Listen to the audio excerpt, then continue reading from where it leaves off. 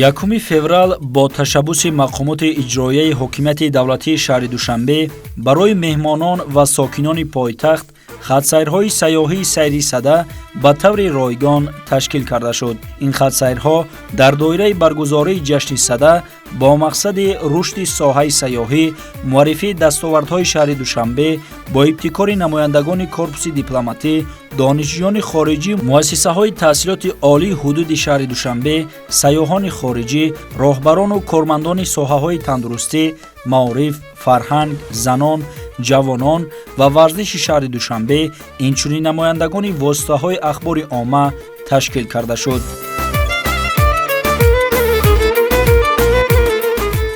Сада омад ки туро мужда диҳад аз Наврӯз. Ассалому алайкум бинандагони гиромӣ. Дар доираи таҷлили бошукӯҳи ҷашни сада дар пойтахти мамлакат шаҳри Душанбе бо ташаббуси мақомоти иҷроияи ҳокимияти давлатии шаҳри Душанбе имрӯз аз маркази пойтахти кишвар яъне майдони Дӯстӣ хатсайри сайёҳии сайри сада ташкил карда шуд ки он то ҷашнгоҳи асосӣ боғи ба номи устод Абулқосим Фирдавсӣ идома меёбад. Дар идома моро ҳамроҳ бошед.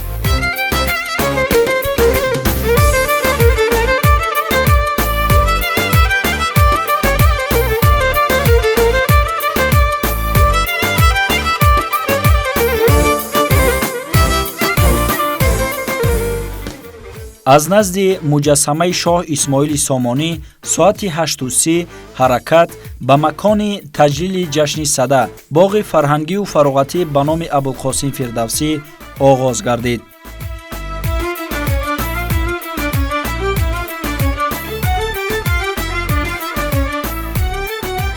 ҳасанзода Шаҳло Ҳасан, сармутахассиси раёсати кор бо занони мақомоти иҷроияи ҳокимияти давлатии шаҳри Душанбе.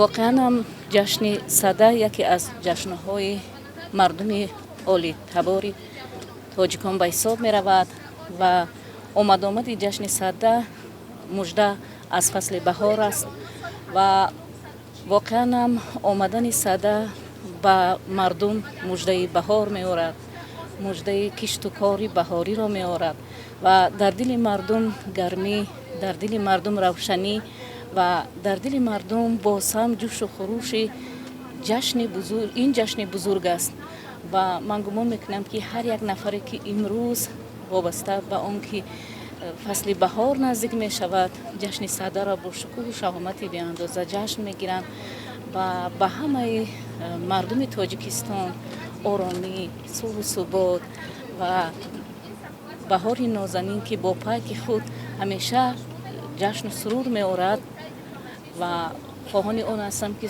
ҳамеша Тоҷикистон ободу сарсабз бошад. воқеан ҳам имрӯз шаҳри Душанбе ба худ қабои тоза дорад, рӯз ба рӯз обод мешавад ва ин зебогиҳои Душанберо ба ягон чиз баробар карда наметавонем. ҳар гулгашти шаҳри Душанбе диққати ҳар як бинандаро ба худ ҷалб мекунад ва ба хусус он нафароне ки якум маротиба ба шаҳри Душанбе меоянд ҳеҷ бовар намекунанд ки дар як муддати кӯтоҳ шаҳри Душанбе ба худ қабои тоза мегирад ва боварӣ комил дорем ки ҳар як нафаре ки имрӯз ба шаҳри Душанбе қадам мегузорад аз зебоиҳои ин шаҳри дилоро ба дуриҳои дур хоҳад бурд. дар доираи хатсайри сайёҳии сайри сада роҳбаладон бо забони давлатӣ инчунин забони русӣ ва англисӣ баромад намуда доир ба имконоти сайёҳии шаҳри Душанбе ва моҳияти ҷашни сада ба иштирокчиёни хатсайр маълумоти мушаххас пешниҳод намуданд.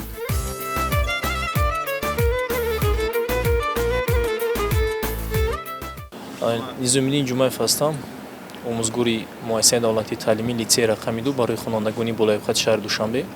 Шуд аз он ҳастем ки имрӯз аз ҷониби ҳукумати шаҳри Душанбе барои тамоми сохторҳо ва барои сокиноне ки имрӯз дар шаҳри Душанбе ҳузур доранд гашту гузур намуда истоданд, барои онҳо яъне як сайёҳати фароғате ки барои сокинон мебошад, яъне ташкил карда шудааст ки имрӯз бо як шукӯҳу шаҳомат дар як яъне суҳбатҳои дӯстона ороста дар яъне шаҳри азизамон шаҳри Душанберо имрӯз мо тамошо карда истодаем ва ин ҷашн пеш аз фарораси яъне ҷашни байналмилалии наврӯз аст ки имрӯз мо медонем ки дар осонаи яъне ҷашни сада қарор дорем ва мо миннатдории хешро ба шаҳрдори шаҳри Душанбе Рустами Эмомалӣ мерасонем ки имрӯз барои мо яъне ҷавонон новобаста барои тамоми сохторҳое ки ҳастанд чӣ омӯзгор бошад чӣ дар дигар кор фаъолият мекунад яъне ба онҳо яъне чунин шароитҳоро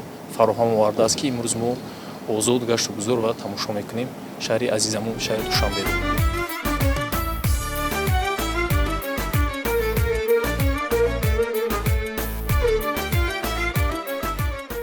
қаимзода Дилноза сармутахассиси раёсати кор бо занон ва оилаи мақомоти иҷроияи ҳокимияти давлатии шаҳри Душанбе мешавад. ҷашни сада яке аз ҷашнҳои қадимаи ориёи табор мебошад ки ҳамасола дар Тоҷикистон бо шукӯҳу шаҳомати хоса ҷашн гирифта мешавад ва мо имрӯз бисёр хушҳол аз он гаштем ки ин хатсайр бо ташаббуси раиси шаҳри Душанбе муҳтарам Рустами Эмомалӣ ташкил карда шуд ва мо аз ҳамин зебогиҳои шаҳри Душанбе аз ҳамон биноҳои таърихӣ ки дар шаҳри Душанбе иқомат афрохтанд дидан номда истодем. бояд қайд кард ки ҷашнҳои сада, наврӯз, меҳргон ва тиргон метавонанд барои муаррифии таъриху фарҳанг, урфу одат, имкониятҳои сайёҳии мамлакат ва ҷалби бештари сайёҳони хориҷӣ ҳамчун бренди миллии сайёҳӣ хизмат намоянд. ман Некушои Иқболшо ҳастам, аз телевизиони Ҷаҳонамо намояндагӣ мекунам дар ин як сайру саёҳате ки барои мо имконияти хубе фароҳам гардидааст бо намояндаҳои ташкилотҳои хориҷӣ, намояндаҳои вазорату кумитаҳо аз ҳукумати кишвар, яъне бо ҳамин баҳона гӯем ки як имконияти фароҳам гардидааст ки мо дар якҷоягӣ ҳамчун равобити беҳтар гардонани равобити дӯстиву ҳамкориву рафоқат ва инчунин барои муаррифӣ кардани ҳамин ҷашни сада яъне бисёртару бештар огоҳӣ пайдо кардани умуман мардуми худамон ва мардуми хориҷ аз ин ҷашни бисёр ҳам қадима. ба ҳамин хотир мо ҳамчун сайру саёҳат баромадем ва аз зебогиҳо аз ободиҳои шаҳри Душанбе низ дидан мекунем. ин бисёр хуб аст ва боиси фараҳу шодиву маншаи ифтихори ҳар яки тоҷикистониён худ бахусус сокинони шаҳри Душанбе буда метавонад. хуб ба ҳар сурат мардум ҳамин қадар огоҳӣ доранд аз таърихи сада ки он аз давраи аз замони пешдодиён умуман гӯем ки яъне аз хеле таърихи кӯҳан дорад ва яъне пеш аз ҷашнгирии Наврӯз онро ҷашн мегирифтанд ва ҳамчун рӯшноӣ маънои аслии сада яъне интизорӣ то Наврӯз яъне 100 рӯз то Наврӯз мебошад ва рамзи он ҳамин гармӣ, рӯшноӣ, хуршед, офтоб яъне муқаддас донистани оташ мебошад. аз ҳамин хотир гузаштагони мо онро ҷашн мегирифтанд, ба он ба рӯшноӣ ба гармӣ як эҳтиром доштанд, як муқаддас мешумориданд ва онро як ҷузъе аз ҳастии ҳаёт рӯшноӣ зиндагӣ медонистанд ва ин бисёр ҳам хуб аст ва мо бо як фараҳу шодӣ аз он истиқбол мегирем, ҷашн мегирем ва боиси ифтихори тамоми мардуми ориёи табор буда метавонад. Азия Рустам ҳастам, корманди ва мактаби интернати рақами 4 барои кӯдакони имконияташон маҳдуд. ҳозир бошад дар хатсайри сайри сада иштирок кардем аз тарафи ҳамон корхонаамон. биёед ки шаҳри Душанбе чӣ қадар зебо шудааст ки яъне ки дар Тоҷикистон мо истиқлол ҳукмрон аст ва имрӯз мо озодона сайр мекунем ва ҳар як ҷашни миллии худро ҷашн мегирем. ин боиси ифтихори ҳар як шаҳрванди мо мебошад.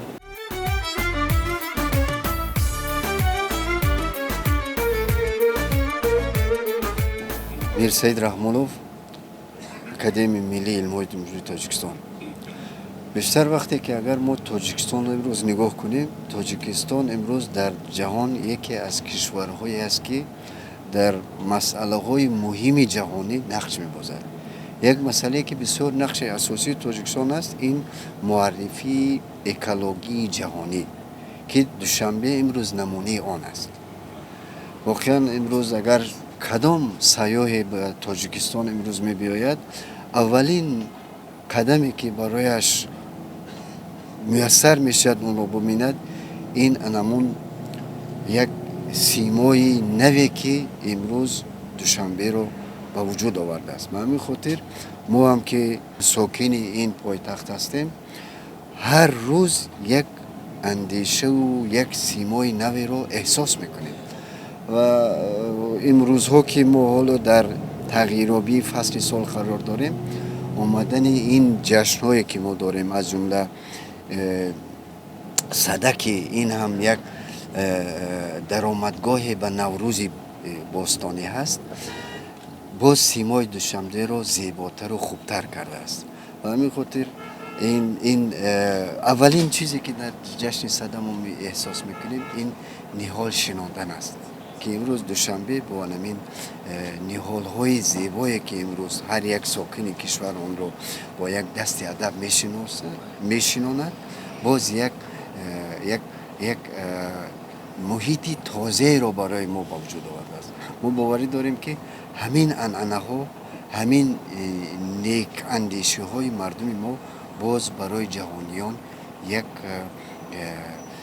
سیمای بین المللی مردم تاجیک رو بیشتر معرفی خواهد.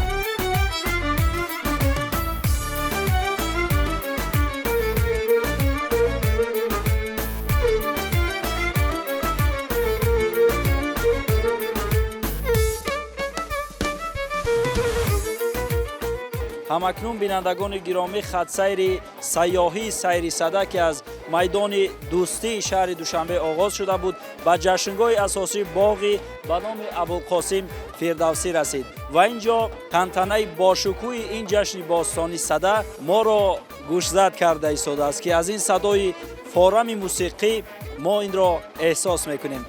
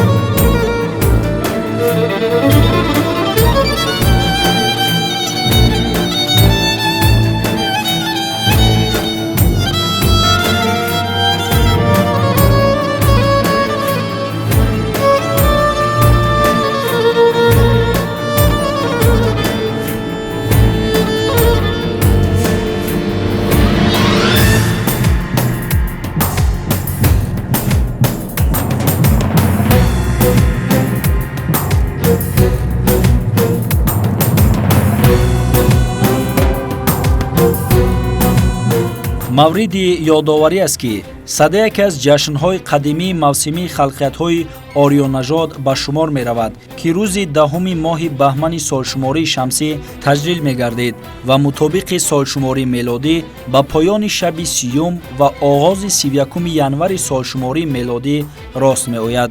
метавон гуфт ки сада пас аз 40 шабонарӯзи омадани шаби ялдо дарозтарин шаби аввали моҳи дай ё худ пас аз гузаштани чилаи калони зимистон фаро мерасад.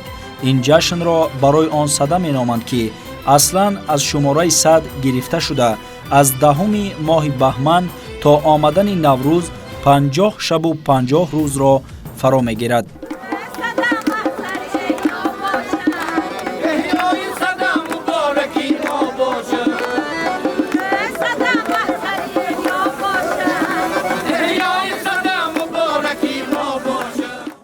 من علیزاده سریا جوره شهروند ناحیه ناصر خسرو امروز با تمام دستورها به جشن صده شهر دوشنبه آمدیم.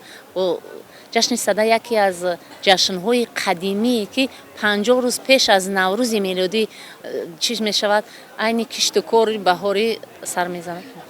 واقعا امروز یک جشن ملی در شهر دوشنبه برگزار گشته ایستاده است با اشتراک ساکنان تمام ناحیه ناصر خسرو و ساکنان شهر دوشنبه از تمام جمهوری شهروندان اومده در این صده اشتراک دارند. چیزی که از زمین میروید ما هم محصولات را کارکرد کرده آوردیم به نمایش عید صده.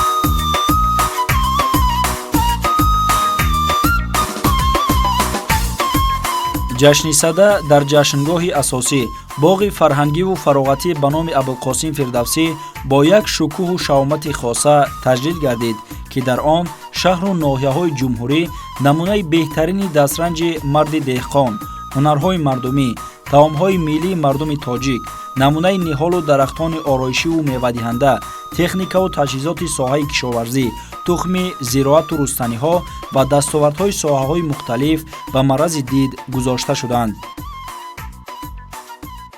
бадал фарҳод муовини сардори риёсати кишоварзии ноҳияи айнӣ. имрӯз мо дар ҷашни сада намуна аз маҳсулотҳои ҳунарҳои мардумии кишоварзони ноҳияи айниро ба маърази тамошо дар ин боғи фарҳангиву фароғатӣ ба номи абулқосим фирдавсӣ ба намоиш гузошта шудем. ҷашни сада муборак бошад.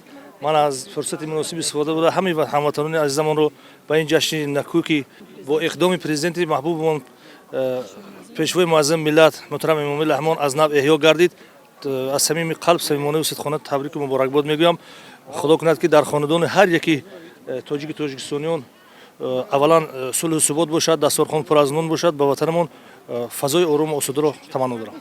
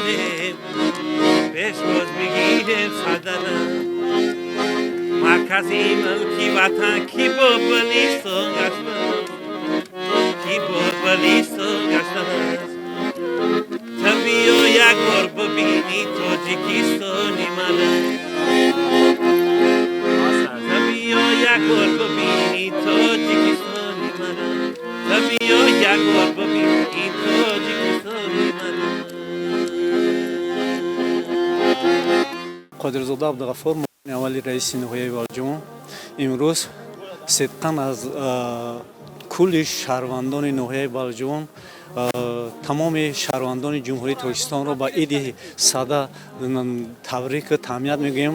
барояшон тансиятии хонаи обод ва дастархони пурфайзу неъматро таманно дорем. бо дастгирии бевоситаи асосгузори сулҳу ваҳдати миллӣ мо тавонистем ки аҷдодону он навовариҳое ки дар мо миллати халқи тоҷик буд мо аз сари нав эҳё намудем. яке аз ин ҷашнҳо ҷашнҳои наврӯз, ҷашнҳои сада ва меҳргону тергон мебошад. имрӯз мо дар арафаи иди сада қарор дорем. Тамоми сокинони ноҳияи Балҷон бо як тайёрии хуб барои кишти кори баҳорӣ ки оғози кор мебошад, тайёрии хуб дида истодаанд.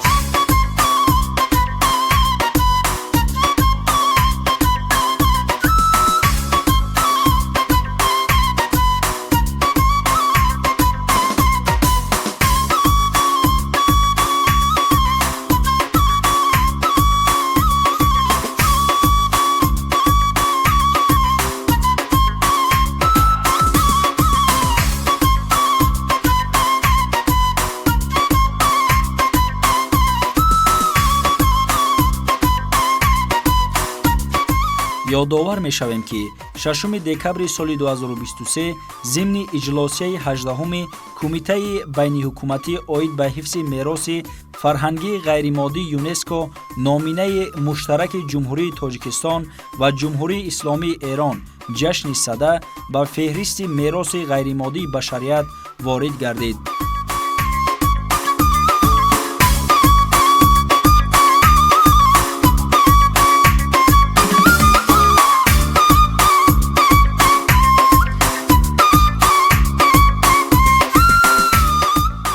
سیدعلی گلوب عضو وابسته اکادمی ملی علم‌های تاجیکستان پروفسور. جشن‌های سنتی تاجیکستان این نوروز، تیرگان، مهرگان و صده جشن‌هایی هستند که جشن‌های سنتی ملی تاجیک هستند. با تشبث به واسطه پیشوای ملت پرزیدنت جمهوری تاجیکستان محترم امام‌الله رحمان همه آنها جهانی قریب گشتند که امروز جشن‌های بهشامت این جشن‌های سنتی به خاطر تربیت و بلند برداشتن فرهنگ ملی مردم است. فرهنگ ملی کشاورزی، فرهنگ ملی هنرمندی، فرهنگ ملی دوست داشتن طبیعت و سیاحی و دیگر جلب سیاحان و دیگران است. صده این جشنی است که اصلا از کلمه هم معنای آتش را دارد، هم معنای خود کلمه صده کلمه فارسی تاجیکی است. در اون است که از 23 فوریه اکتبر سر می شود تا 30 ژانویه این 100 روز می گذرد. لیکن اساس آغازیابی اون از شب یلدا سر می شود. شب از همه دراز، روز از همه کوتاه. این شب است که این آغاز این جشن بگیرند به خاطر اون است که این آغاز پیروزی سرما با گرما به سرما است، تاریکی به روشنایی به تاریکی است. یعنی این جشنی است که برای خصوصا سمتی بسیارتر کشاورزی دارد.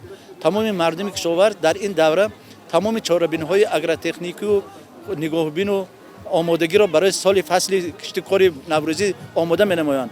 این پیش از همه چی است؟ تازه کردن جویبارها، شکل درآوردن درختان، بریش درختان، نیال شنانی، بنیاد باغ و یخامانی، آمانی ذخیروی، مبارزه زی زرسان‌ها و کسلی‌ها، تمام آمادگی برای تیار کردن اسباب و انجام‌های کشاورزی، کلند و بیل و دیگر چیزهایی که برای کشتکار ضرور هستند، تیار کردن تخمی و دانک‌ها. یعنی این درس آموزشی است. جشن صده این جشن آموزشی است که مردم در وقت گذراندن این جشن از یکدیگر بهره می‌بیند. یعنی موفقیت‌های دیگر رو می‌بیند، آرزوهای چیزایی که می‌بیند آن رو در آینده برای پیشرفت فعالیت کشاورزی خود استفاده می‌برد.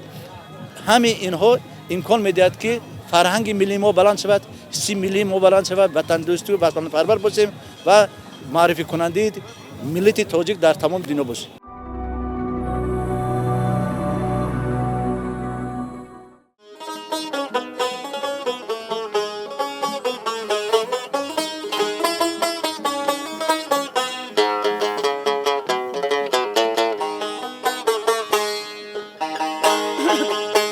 صنمی لب شکری نازنین از همه برنامه صد آفرین. ای صنمی لب شکری نازنین از همه برنامه صد آفرین. گشت ای بس که تو مهنت خرین از تو فزود ثروت این سرزمین.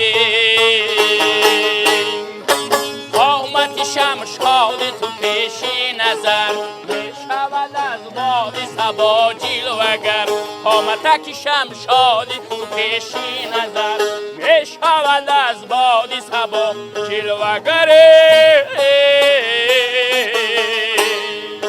دختر شایسته ده کانتوی هاویل و هم زیرک چت کانتوی حاصلی دستی تو به میلیون رسید سروری زرکاری دلیران توی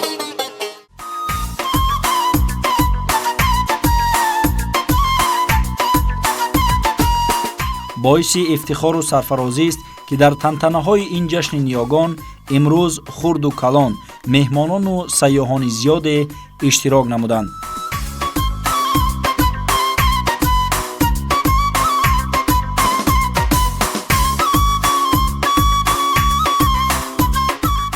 ҷашни сада муборак. ташаккури зиёд ба шумони сидқан ҷашни сада муборак шавад. ман ҷобиру шоҳназар ҳастам, корманди илмии маркази миллии захираи генетикии академияи илмии кишоварзии тоҷикистон.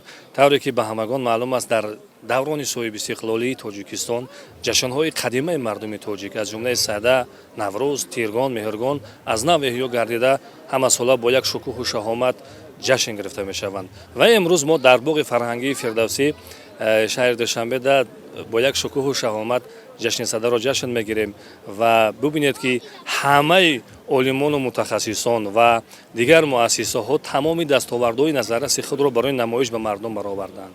инҳо ҳама хоси сада ҳастанд. аз давраҳои қадим ниёгони мо пас аз ҳамин сардиҳои қаҳратуни фасли замистон ва омади фасли баҳори нозанин тамоми анамун олотҳои кишоварзӣ ва заминҳои худро омода мекарданд, шудгор мекарданд, яхобмонӣ мемонданд, тухми зироатҳои кишоварзиро омода мекарданд бо мақсади киш кардану ба даст овардани ҳосили фаровон. ва имрӯз ҳам мо низ бо ҳамин мақсад тухмии наву намунаи зироатҳои гуногуни кишоварзиро бо мақсади муаррифӣ кардан барои огоҳ кардани деҳқонон ки чунин навъҳои маҳаллӣ ки устувор ба тағйирёбии иқлим ҳастанд, мо метавонем ки дар шароити гуногуни тоҷикистон киш карда ҳосили дилхоҳро ба даст биоварем.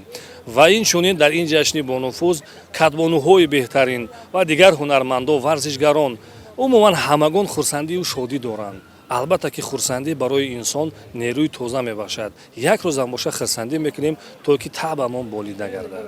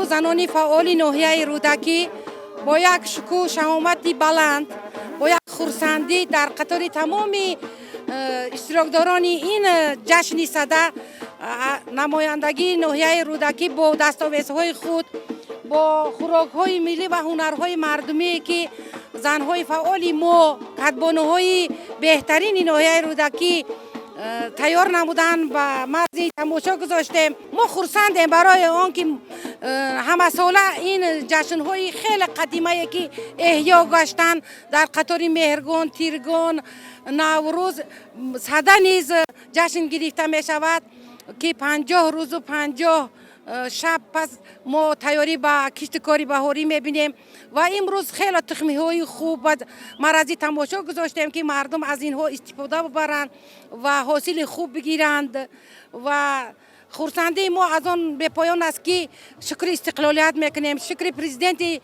جمهوری تاجیکستان غمخوارمون میکنیم که با ما شرایط خیلی خوب مهیا کردن. ما هنرمندان از این هنرهای خود برای شرایط اقتصادی خونمون استفاده میبریم.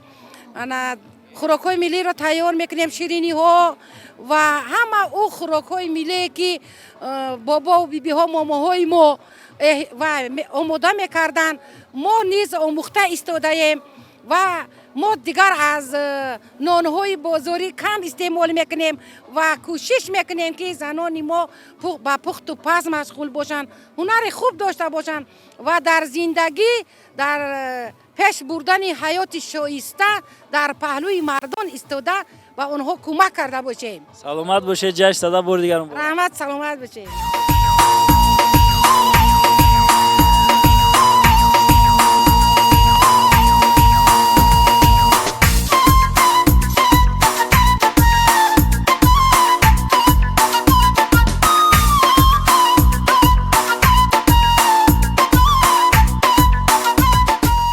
واقعا باعث سرفرازی است که توسط تلاش‌های پیشوای ملت پرزیدنت جمهوری تاجیکستان محترم امامعلی رحمان رسم و آیین‌های نیک نیاگان که برای رشد تمدن بشری خدمت نمودند از نو احیا گردیدند و از طرف اهل جامعه به خوبی پذیرفته شدند. در بین آنها جای و مقام جشن‌های ملی و مردمی از جمله صده، نوروز، تیرگان و مهرگان خاصه میباشد. گورز فیروز کارمند مؤسسه دولتی مرکز تعلیم کلانسالان نزد وزارت مهنت. امروز چنانه که می‌بینیم در این باغ فرهنگی و فراغتی بسیار مردم خوشحالی و خرسندی دارند که امروز جشن صده است. جشن صده یکی از عیدهای تاریخی است که بیدارشوی طبیعت یعنی که آمادگی به عید نوروز برای عید نوروز است و امروز در این چهاربینی با شکوه در اینجا وزارت مهنت با ساختارهای خود یعنی که مرکز تعلیم کلانسالان تاجیکستان که در جمهوری با 38 فیلیال خود ببسته به آموزش کسب و هنرهای هنرمندی کسب‌های کارگری مشغول میباشد. در این چهاربینی مسئول دستی دستاوردهای خود مرکز را به مرز گذاشته است که بسیار یک دیدنی باب است.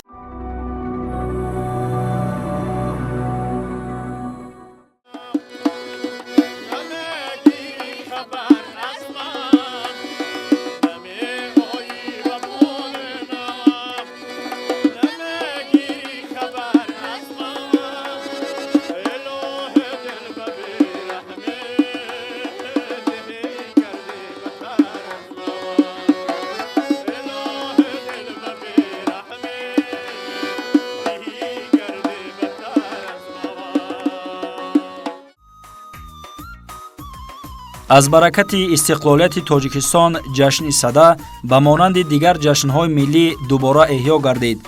امروز در جشنگاه صده در برابر نمایش تخم زراعت‌های کشاورزی اینچنین سازهای ملی، نوهای گوناگون هنرهای مردمی، مهارت پزندگان ماهر، نوهای طعام‌های سنتی، پارچه‌های اطلس و ادرس بافی، زردوزی، گلدوزی، قالین بافی، زرگری، لباس‌های ملی، آهنگری، کندکاری، عنعنه‌های مردمی به معرض تماشا گذاشته شدند. ای قدری تو بلند تو سریا مادره، ای قدری تو بلند تو سریا مادره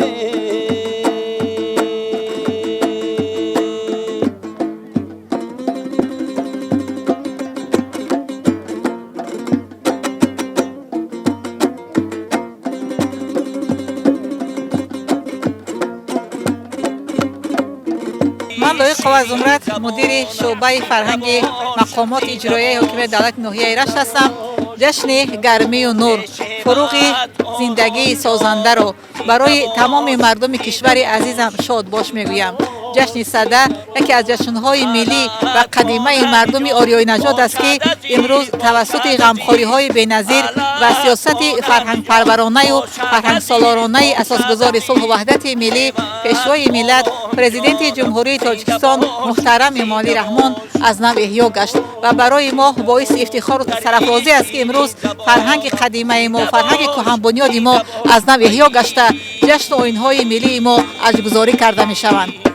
و جشن صده جشن فروغ سازنده رو برای تمام ساکنان کشور عزیزم شادباش میگویم و امروز ساکنان ناحیه رشت محصولات هنرمندی خود محصولات کشاورزی نانهای ملی و خوراکهای ملی و همچنین دستگل هنرمندان شعبه فرهنگ ناحیه را برای جشن صده ارمغان آوردند.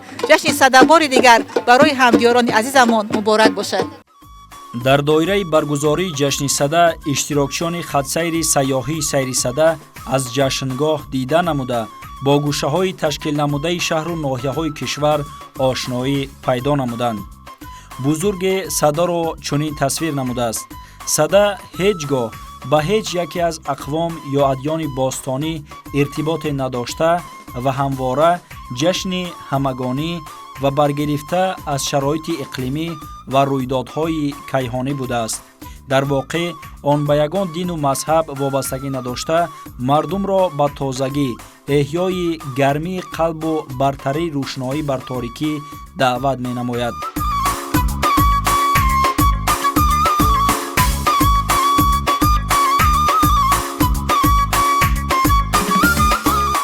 من رحیم وندگینه مدیر شعبه کار با زنای ناحیه رشت. امروزها با همه مردم شرفمند جمهوری تاجیکستان عید صده رو تبریک میکنیم. این عید صده یک عید هسته که از این عید صده همه زحمت دهخان برای از نو مقصد آوردن مقصد محصولات های کشاورزی محصولات هایی که امروز مردم غذا میگیرن مقصد وای میکنن برای همین عید صده یک عید هست که دهقان از نو کاری خود را سر میکند. برای همین در برابر کارهای دهقان هنرمندها همین کارهای خودش رو برای جشنهای نوروزی هست ای پیش. برای همین ما هنرمندای داریم که در ناحیه رشت بسیار هنرمندای خوبی داریم که تاقی‌های گلدوزی تیار میکنند برای عید نوروز. کاکل‌های داریم که برای عید نوروز تیار میکنند برای دخترای ما. این رفیده های هستند که این نوقتی ما نان میپزیم. اینا هنرهای دستی زنان ناحیه رشت؟ بله ناحیه رشت همه زنهای ما کدبانهای بهترین هستند. خوراکهای ملی خوب تیار میکنیم. همین محصولاتی که ما امروز به تماشای نمایش آورده ایم همینا از دستاوردهای ناحیه رشت هستند.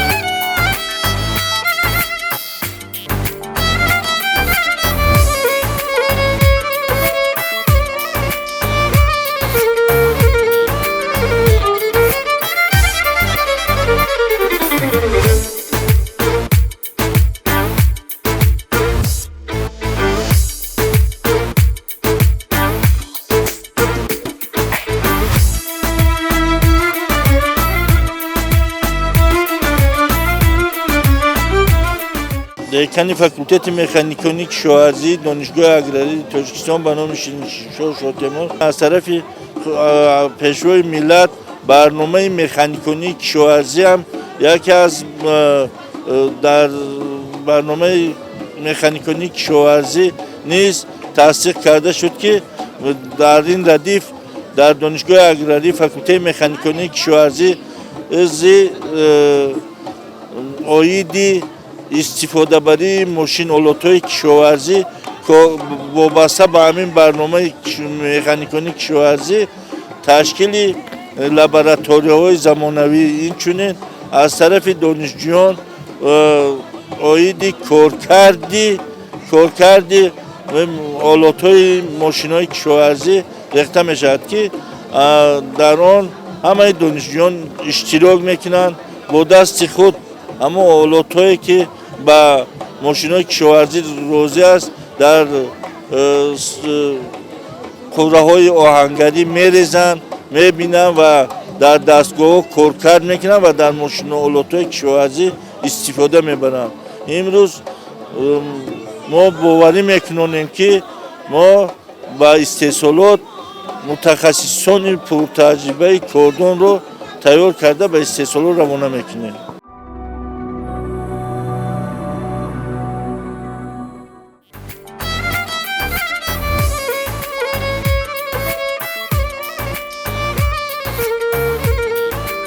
фарораси ин ҷашнро бештар деҳқонону паҳлавонон интизорӣ мекашанд. дар баробари ин ҷашни садаро оғози рӯйдодҳои нави зиндагӣ медонанд. албатта дар гузашта ҷашну хурсандиҳои мардумию сайрҳои баҳорӣ ба ҷашнҳои сада ва наврӯз рост меомаданд ки маъмулан онро дар майдонҳои васеъ бо иштироки паҳлавонони бисёр баргузор менамуданд. ин суннати зебо имрӯз ҳам идома дорад.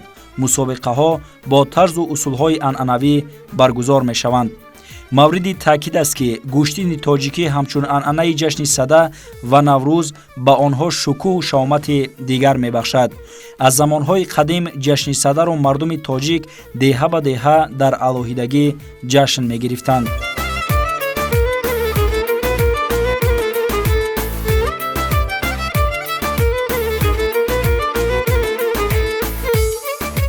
сада дар замони соҳибистиқлолии тоҷикистон аз ҷашнҳои бузурге мебошад ки имконияти бартарӣ доштани некӣ бар бадӣ ва рӯшноӣ бар торикиро талқин намуда баракати нави зиндагиро эҳё менамояд. дар қисмати дигари ҷашнгоҳи сада техникаву таҷҳизоти соҳаи кишоварзӣ ба намоиш гузошта шуд ки он омодагии деҳқонону кишоварзонро ба кишту кори баҳорӣ нишон медиҳад.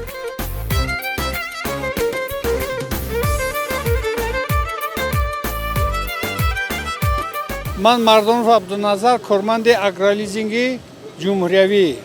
ما امروز در یک باغ زیبای شهر دوشنبه ایدی جشن صدا را گرفته ایستادیم که همه ما کشاورزان خرسند هستیم از همین خیل روز که ما با من به بهار تیاری داده ایستادیم.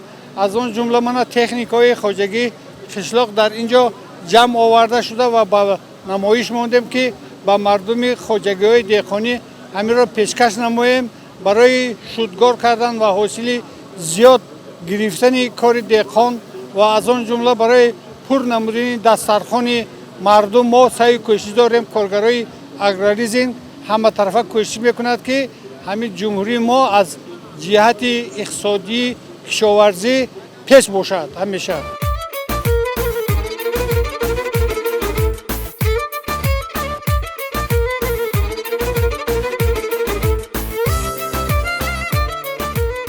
бо шарофати соҳибистиқлолӣ мамлакат ҷашнҳои миллии ниёгони мо ба монанди наврӯз, меҳргон, сада ва тиргон дубора эҳё гардиданд ва имрӯз мардум онҳоро бо як шукӯҳ шаомати хоса таҷлил мекунанд. имрӯз дар ҷашнгоҳи асосӣ дар пойтахти мамлакат шаҳри душанбе боғи ба номи абулқосим фирдавсӣ қабои идона дорад ва дар баробари дигар самтҳо кишоварзон низ намунаи техника ва таҷҳизоти соҳаи кишоварзиро ба марази дид гузоштанд ки ин албатта омодагии онҳоро ба раванди кишту кори баҳорӣ нишон медиҳад.